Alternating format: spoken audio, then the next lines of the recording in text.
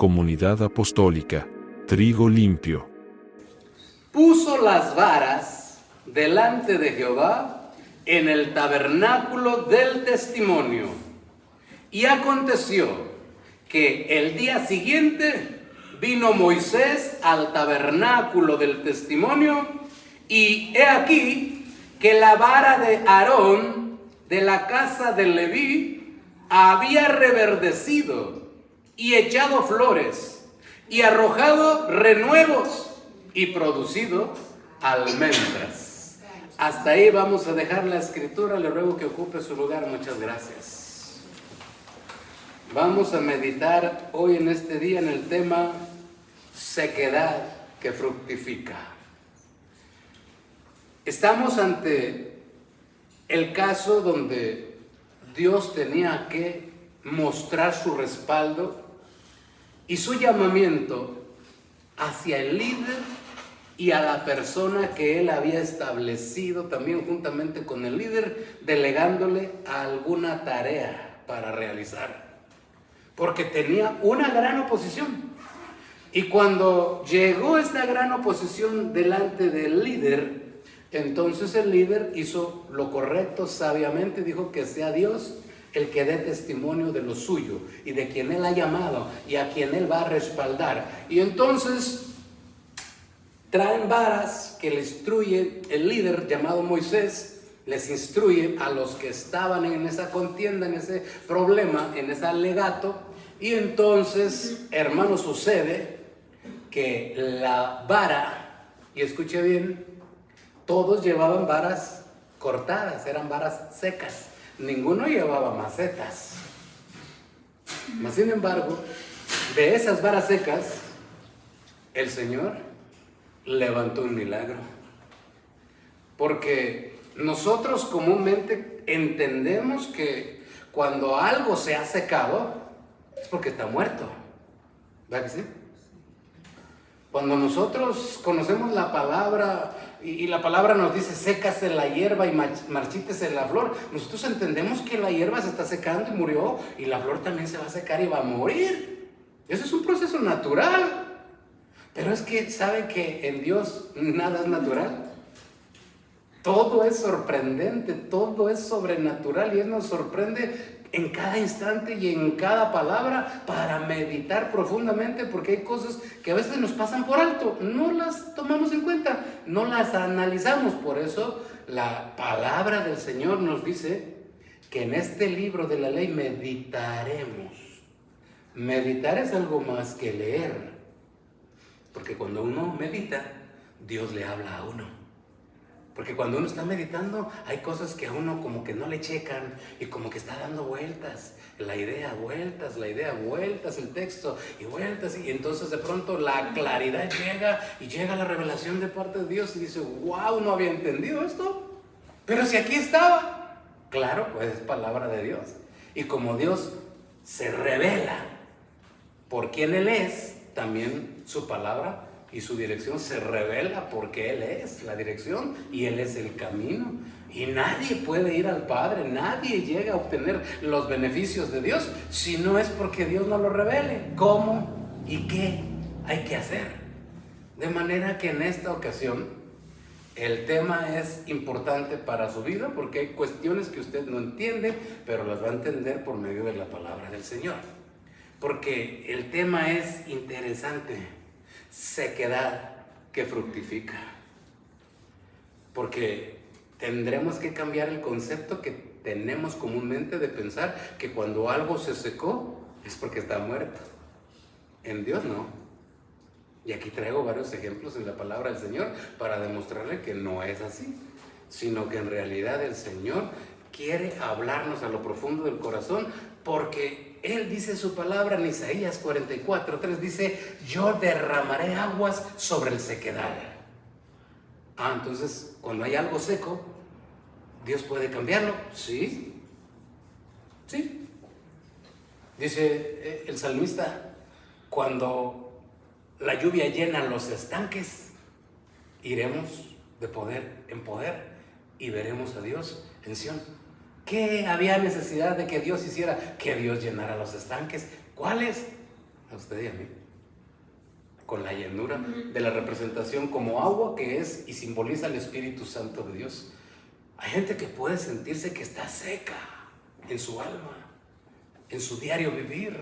No le encuentra razón ni motivo de estar alegre, pero Dios llega y transforma su lamento en baile, su sufrir en gozo, porque en su presencia hay plenitud de gozo. Eso lo hace Dios. Cuando algo está seco, no quiere decir que está muerto. En Dios no. La prueba es que a veces, hermano, usted y yo hemos atravesado algún momento difícil. Tal vez la amargura se asomó sobre nuestras vidas y entonces nosotros habíamos tomado una decisión. Pero al paso de los días, conforme Dios fue trabajando con nosotros, nos permitió sentir su presencia en medio de la adoración, en medio de algún mensaje. El Señor se hace sentir y nos regresó de nuevo a donde estábamos en un principio, gozándonos en su presencia. Y eso seco que se asomaba por lo pronto, después de todo, no era nada de peligro. Porque usted conoce el capítulo 37 del profeta Ezequiel, yo creo que sí, que habla de un valle de huesos secos. Y el Señor le dice a este profeta: hijo de hombre, ¿estos huesos vivirán? Y dice la Escritura que los huesos estaban secos en gran manera. O sea, no solo estaban secos, hermano, yo pienso que los miró el profeta en esa visión como una especie de hueso ya poroso a punto de deshacerse, porque dice que estaban secos en gran manera. Y el Señor le pregunta al siervo, le dice: hijo de hombre, ¿estos huesos vivirán? Y como uno tiene el concepto equivocado de que lo que está seco es para morirse o está muerto, bueno, pues el profeta no quiso complicarse, dijo: Señor, solo tú lo sabes. Y el Señor no dice la Biblia, pero estoy seguro que dijo: yes, atinaste a responderme, porque yo sí sé. Profetízales. Y comienzo a profetizarles. Al comenzar a profetizarles, comienzan a venir tendones a los huesos. Y luego comienzan a venir músculos a los huesos. Y luego se cubren de carne. Hermano, se transforman en seres vivos. Un montón de huesos secos que no servían para nada se transforman en algo vivo, útil para Dios. Por eso dice la Escritura de Isaías que Él va a derramar aguas sobre el sequedal. Y ¿sabe? El concepto ese de que cuando algo se secó también nos deja entrever como que ya se secó una relación, se secó un negocio, se terminó un negocio, se terminó una relación, y uno puede lamentarlo, uno puede sentirse mal, pero sabe, cuando algo se seca no significa que se perdió algo o que se murió algo. En Dios no. Y usted está en Dios. Y si a usted se le secó un negocio o se le terminó, que es lo mismo, un negocio, si a usted se le terminó o se le secó una relación, no quiere decir que usted está aniquilado y que usted está acabado. No, en Dios no. Eso probablemente pueda ser el preámbulo de una bendición mayor que la que usted tenía, pero era necesario que el Señor te sacudiera ese negocio para darte uno mejor, que es el que tal vez ya estás disfrutando o ya tienes en tus manos, y si no, te lo va a dar. Y esa relación que se terminó y probablemente se fue, pues después de todo no es la gran tragedia, porque probablemente el Señor tiene una felicidad mayor para ti, y esa relación no era para ti, porque se secó, se terminó, y a veces lo miramos como una tragedia. Pero no necesariamente en Dios puede ser una tragedia o una pérdida. Si la muerte de un cristiano para Dios no es pérdida, porque dice la Escritura: estimada es a los ojos de Dios la muerte de sus santos. Y cuando usted y yo perdemos a algún ser querido, pero que está en Cristo, y la gente nos mira que en los sepelios y en el velorio cantamos, nos gozamos, a veces hasta bromeamos, y si estos deben de estar mal, deberían de estar llorando, deberían de estar lamentando la pérdida. Oh, es que ellos no saben que nosotros no perdemos. En Cristo no hay pérdida, en Cristo solo se deposita. El apóstol Pablo dijo: Él es fiel para guardar nuestro depósito. Las almas de sus seres queridos están depositadas ahí. Y si Dios nos permite que lleguemos también a ese episodio de la muerte, pues allá también estaremos. Pero al toque de la final trompeta, los muertos en Cristo resucitarán primero. Y luego los que hayamos quedado, en un abrir y cerrar de ojos, seremos transformados. Y allá nos juntamos, hermano.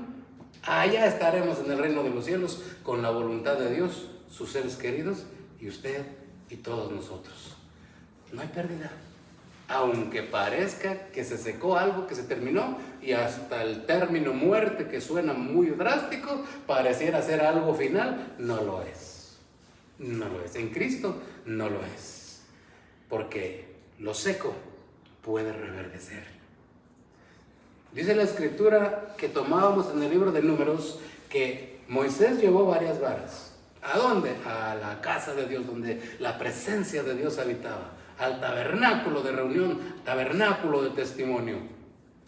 Y solo la vara de Aarón fue la que reverdeció. La que, mire qué proceso tuvo. No solo reverdeció, sino que echó flores, ramas nuevas y fruto. Mire, de una rama seca. Yo pudiera aceptar tal vez que, bueno, se reverdeció por tal vez el clima, ya ve el desierto, es frío de noche, y le buscaríamos cantidad de explicaciones. Pero ¿cómo podríamos explicar esto que hizo el Señor? Que eche flores, que haya ramas nuevas y hasta que dé fruto, algo seco. Bueno, es el respaldo de Dios, el testimonio de Dios, cuando Él quiere quitar toda sombra de dudas sobre el llamamiento de alguien y sobre su respaldo de ese alguien. Y aquí levanta un milagro para eso. En tu vida va a levantar un milagro. De eso que tú crees que estás sufriendo pérdida, hermano, perdiste algo, hermana, perdiste algo, te dolió, lloraste, sufriste, pero lo que tienes es mejor. ¿O me equivoco? Porque Dios hace que eso reverdezca y produzca frutos nuevos. Y te voy a invitar para que me acompañes, por favor, al libro de Primera de Reyes, capítulo 17 también, versos también 7 y 8, por favor. Primera de Reyes 17, versos 7 y verso 8. Aquí hay una historia que ya conoces, pero es interesante lo que allí sucedió, que tal vez no habíamos puesto atención a lo que allí sucedió.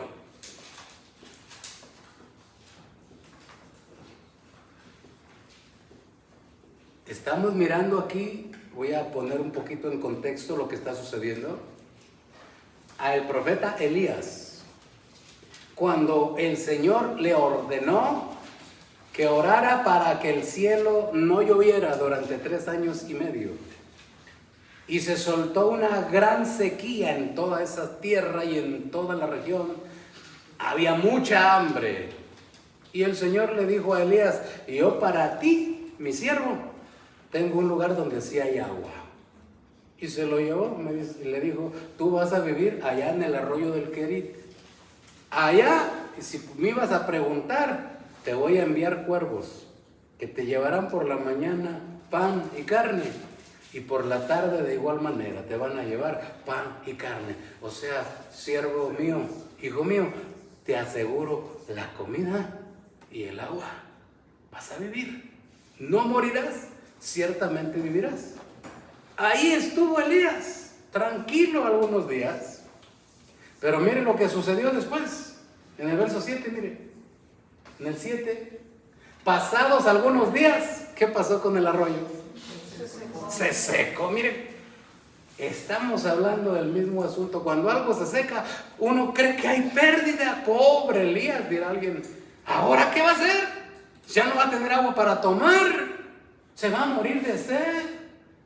Porque ahí dice que no había llovido sobre la tierra, agua no había por ningún lado, solo la que Dios proveyó para su siervo porque tenía un propósito. En ningún otro lado había agua, la gente estaba muriendo, los animales también. Y aquí parece que el profeta también se iba a morir.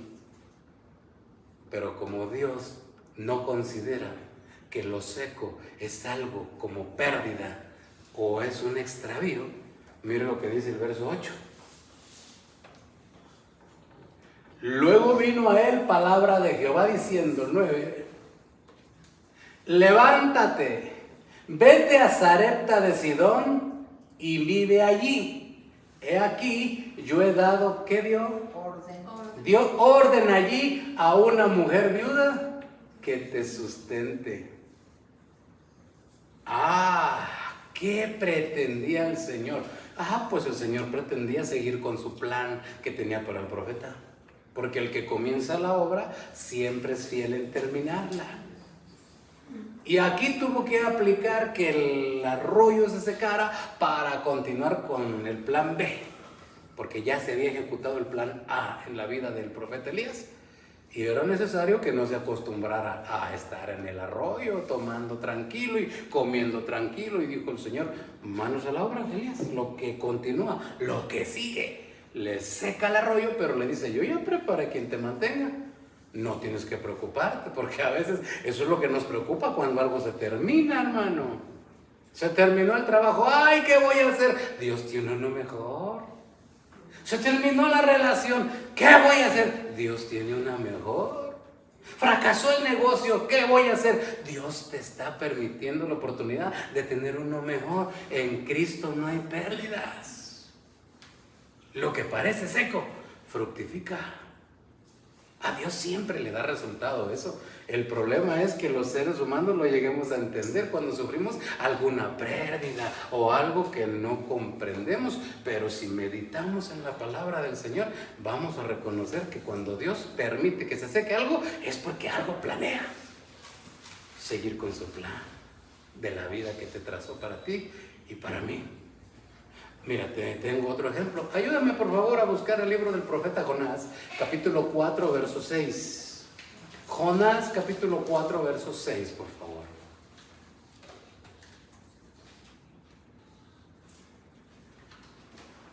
¿Ya conoce usted la historia de Jonás? Y si no, lo pongo en antecedentes así rapidito. Jonás, un profeta, había sido elegido por Dios, respaldado por él. Un día el Señor tiene una gran misión para este hombre, compadecerse el Señor de todos aquellos habitantes de aquella región que eran malvados en gran manera, y el Señor mandó a Jonás a predicar a Nínive. Y Jonás dijo, no voy. ¿Cómo así? ¿Por qué no vas, Jonás? ¿Son malos? ¿Cómo los vas a perdonar? ¿Por qué si son tan malos? ¿Los vas a perdonar? No debes perdonarlos. No voy. ¿No vas? No voy. Sí vas. Lo que no sabía fue el proceso, como el Señor lo llevó, y ya usted conoce un poco la historia. El problema no termina ahí, sino que Dios utilizó también la sequedad para fructificar en la vida de este hombre, para darle una lección. Y le permitió, y dice aquí en la escritura, entramos a leer, y preparó Jehová Dios una calabacera, la cual creció sobre Jonás, para que hiciese sombra sobre su cabeza y le librase de su malestar. Y Jonás se alegró grandemente por la calabacera. ¿Qué sucedía? Bueno, ya Dios estaba trabajando con Jonás. Ya medio le había hecho entender con el proceso del gran pez y todo aquello, pero este hombre seguía molesto. No quería cumplir todavía con la voluntad, con la disposición del Señor. Entonces el Señor le tiene que dar una lección por medio de la sequedad. En el desierto no es fácil estar bajo el rayo del sol, hermano. Allí algunos lugares dicen que si usted puede poner ahí un blanquillo y lo abre a la arena, el blanquillo se cose por las altas temperaturas. Imaginemos a un hombre sin tener con qué cubrirse en el desierto, porque árboles no hay. Rocas grandes, solo en algunos lugares para cubrirse y que haga sombra, pero mayormente no hay ni dónde cubrirse. El Señor metió al profeta para hacerle entender lo que Dios necesitaba que él hiciera y obedeciera por medio de una sequedad, y le permitió, mire, así como usted y yo conocemos las chayoteras, ¿verdad que sí las conocen? Si ustedes se las ingenian, yo he visto personas que producen chayotes y son como unas enredaderas, ramas, muchas ramas, guías por todos lados.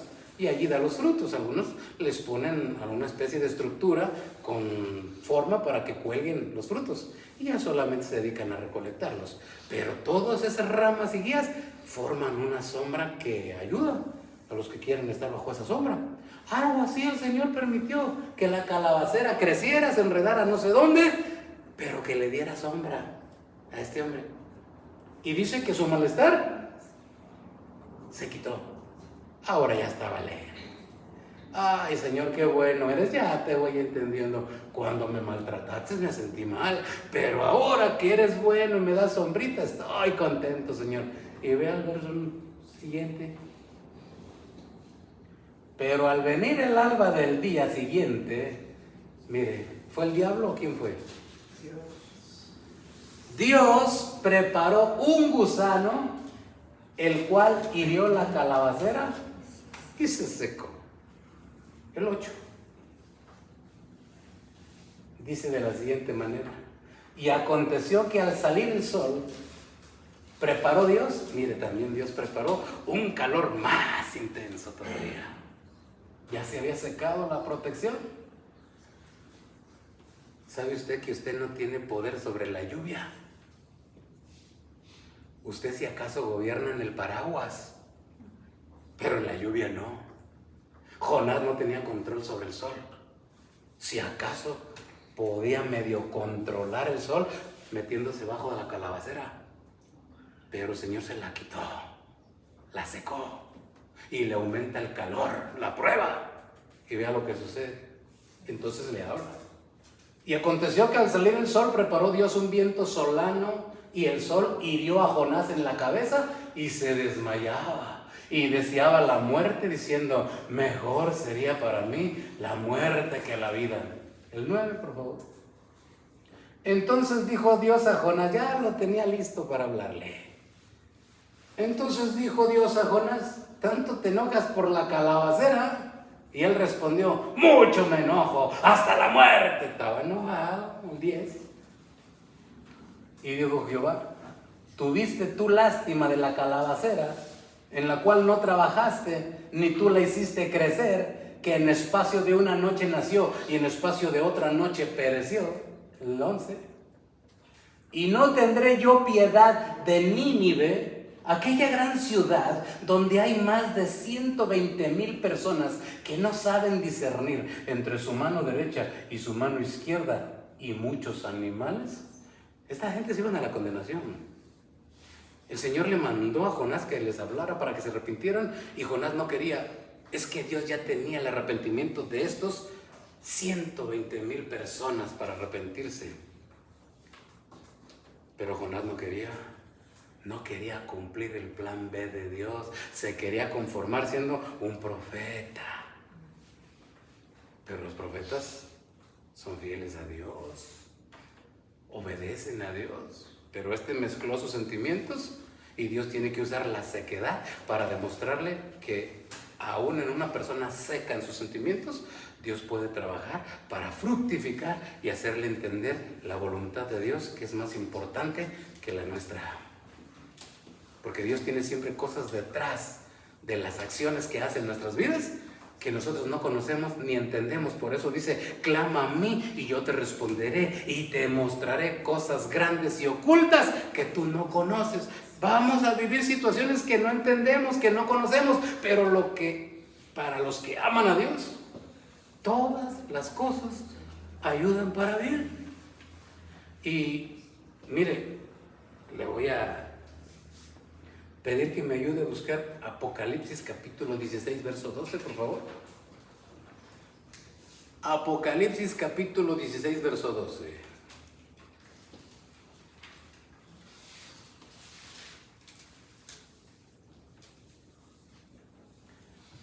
Esto es algo para nuestros días.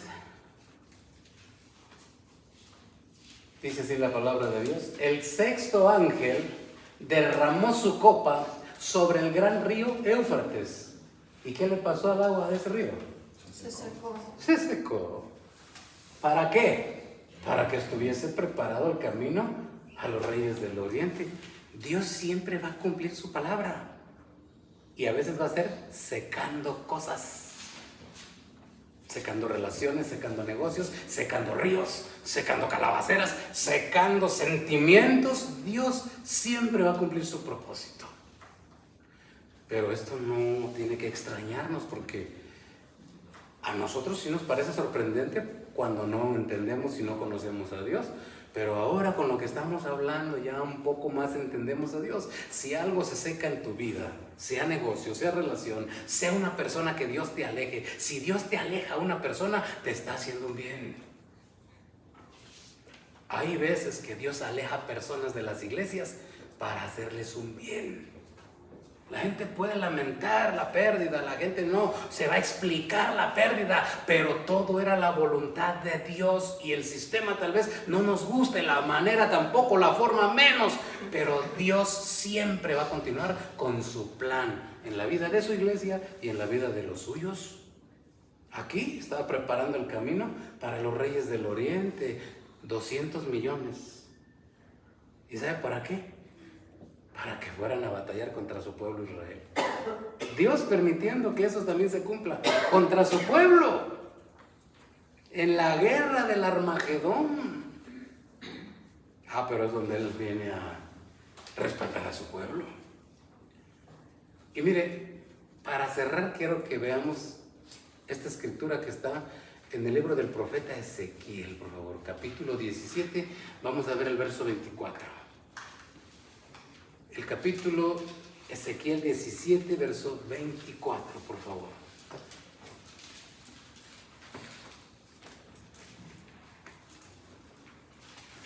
Hoy nos tocaron muchos capítulos 17.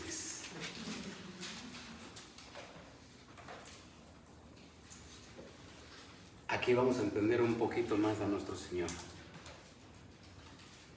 Y sabrán todos los árboles del campo que yo, Jehová, abatí el árbol sublime, levanté el árbol bajo, hice secar, ¿cómo?